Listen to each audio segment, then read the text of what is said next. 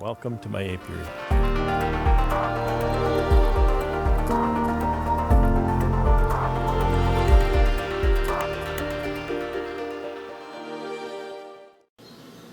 We just gave her the ability to express her brilliance and her true potential by giving her just a boost of bees.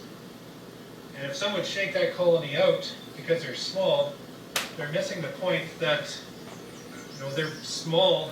You know that voice? Just watching one of my favorite beekeepers in the shop this morning. I'm gonna go over and check the honey in the cabinet here. What I've been doing here is I'll set the, I'll hit the menu here so you can see. So this is the off temperature. You hit the menu, and I had this set at 60. So what it does is it'll turn on, it'll ramp up to 60 degrees, then it'll shut off. And now you turn the on temperature. I've got it to 10. Now 10 is quite a bit below what the room is, so it'll never reach 10. So what happens is it goes to 60, shuts off, and then ramps down. You can see the heater is not on. That pilot would be on if the heater was on. Okay, now that's not saying the honey reaches 60. I've been at this quite a few years. I've been very, very careful, and I've spoiled some honey.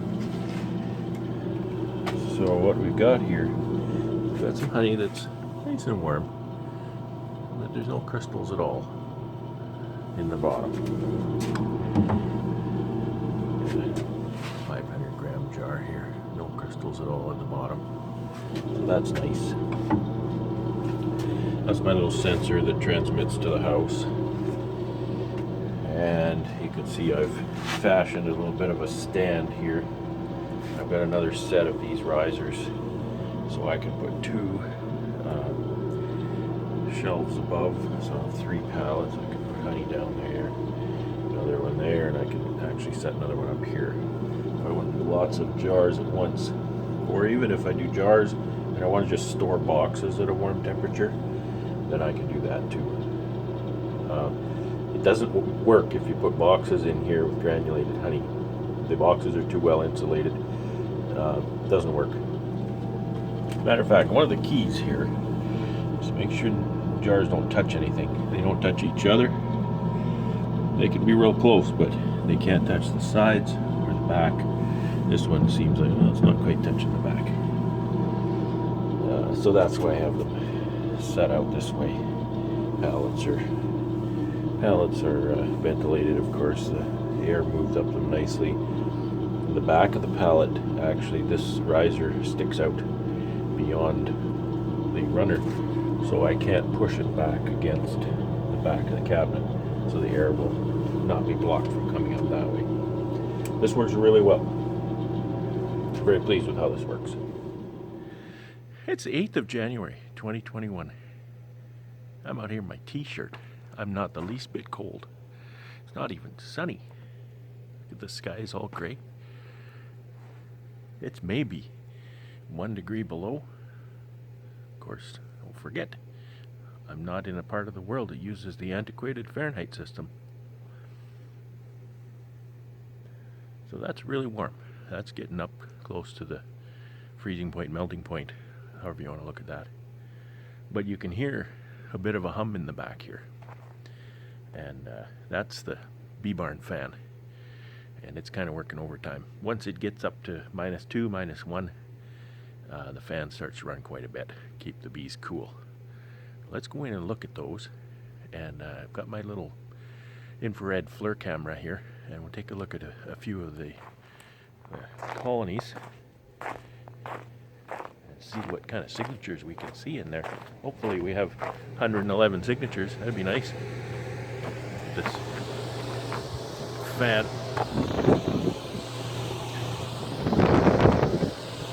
A little smelly, not too bad. 3.5. You can't see the display there, but it's going 3.5 degrees, which it cools to 3, so it's really not that bad off. Let me turn this around. These are the little mini nukes that I have. You can see they're nice and warm there. Some of them warmer than others. There's just some shots of the stack of hives. You can kind of see the difference between some of the poly hives and some of the insulated wooden boxes. Some of the ones down below are a little bit cooler. It's hard to see in the pictures really which are which.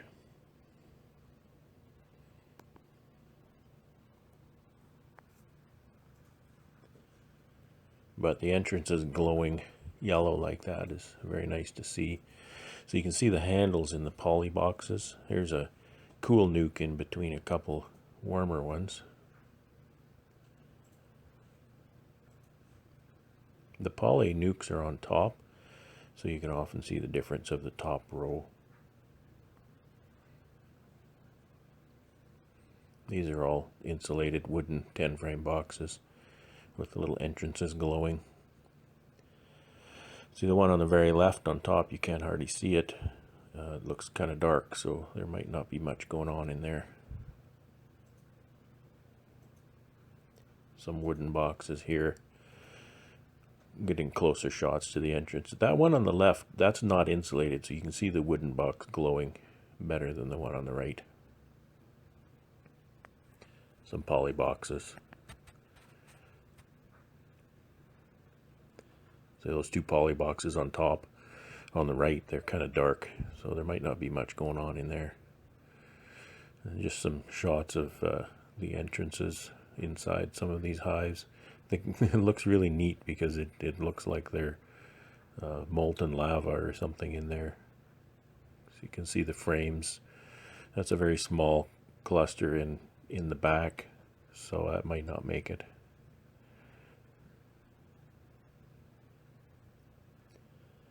But overall, I did see a heat signature in every single one of the colonies in that building, which is nice to see this time of year.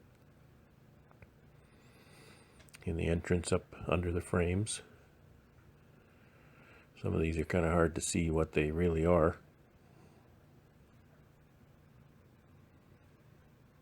That's a nice one.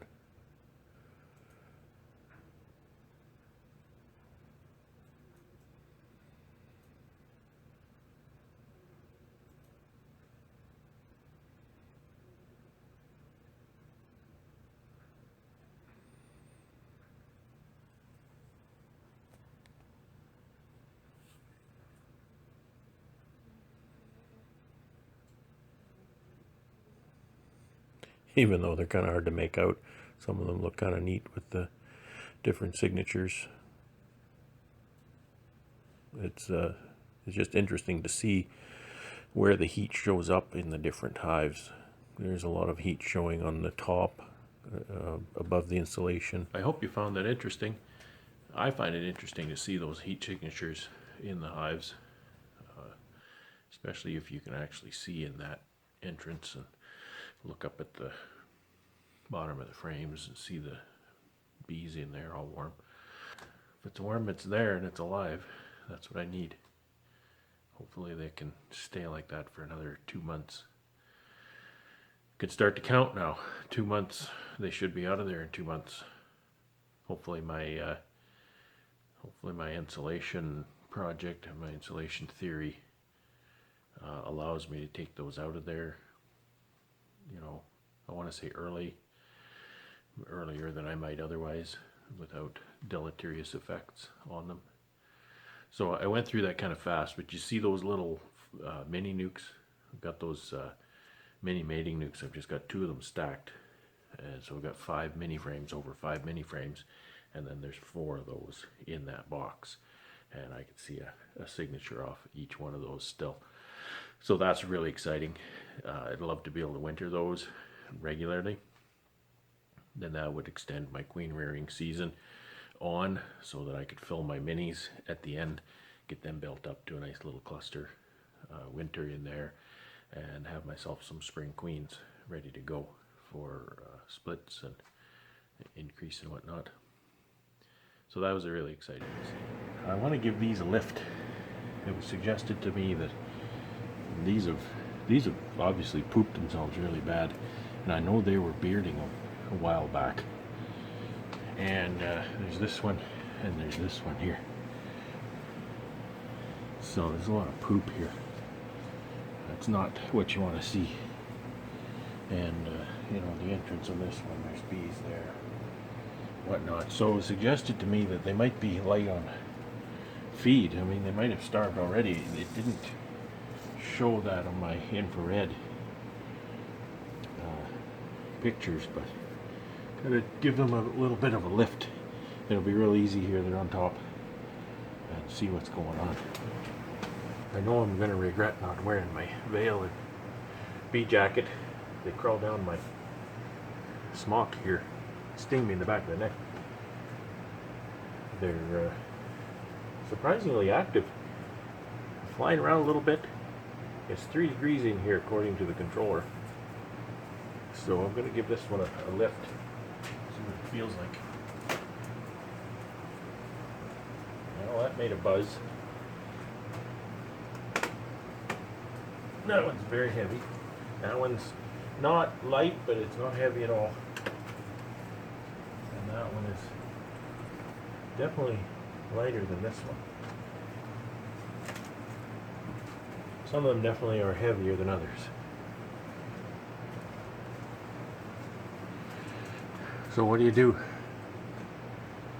I can go out and get some shims and put sugar cakes on here. I have some sugar cakes that they could have. I think that's what I should do. So it's been warmer than -10 for weeks. It's what, the 18th of January or something like that? And it's just got really cold. It's about -20 out here. And I decide I need to come out to the apiary and get my 6-frame shims so I can feed some sugar cake. Brilliant, eh? Why didn't I come and get this before? I kind of knew that I might need them. So anyway, let's I'm gonna load this up and get out of here. I got the little tractor. I had to use the snowblower to make a road and everything.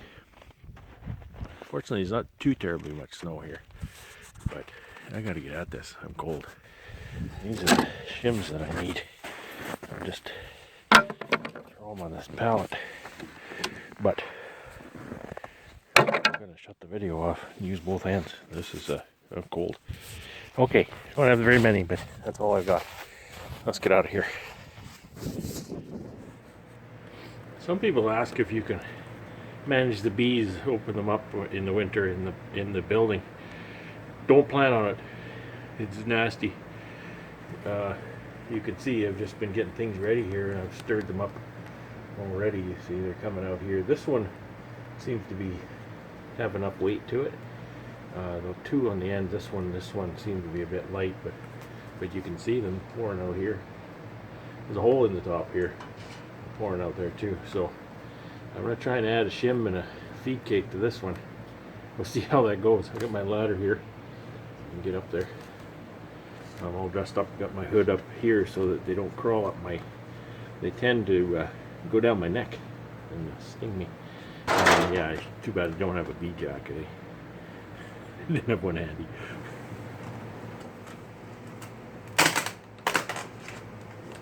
Need opening. They're sealed up. Oh, it's a noisy mess in there.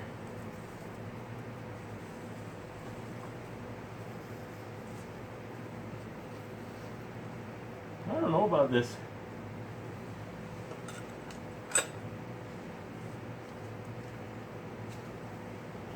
I'm bothered, but they're kind of light.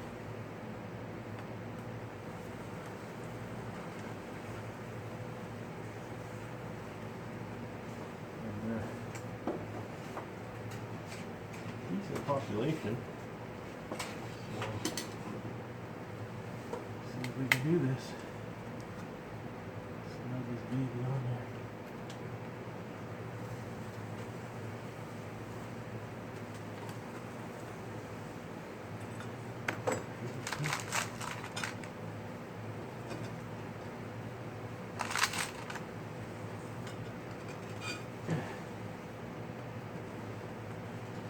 Poly boxes too. It's not like any of this fits together. Good thing to have all your equipment the same different kinds like this, and things just don't work. Well, I'm still alive. Scary when you open it up, you hear the sound, you can't see them. Oh, not happy with me.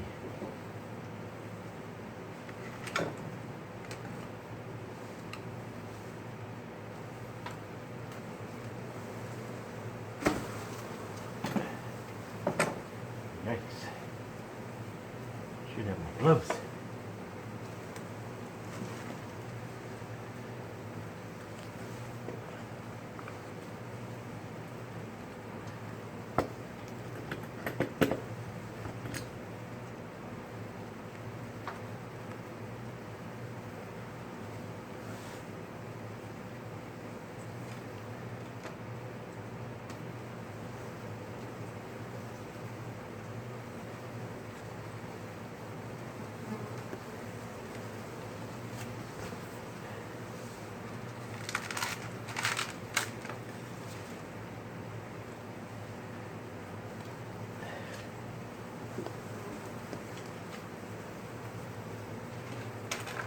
Oh, scary, scary stuff. Okay, I haven't stung yet. Well, I put a sugar cake on a few of them. The shim here. See, this one I didn't add anything to. It was mostly this one. And this one I was concerned with, but then I got looking around. I added cakes to a few more. I hope it tides them over, if that's indeed their problem. Yeah, it's far easier to feed your bees in the fall than mess with this kind of thing. They are not happy with me. So I'm going to go back in the wood shop. It's much safer in there, even when there's sharp spinning blades. So have a good day and have fun.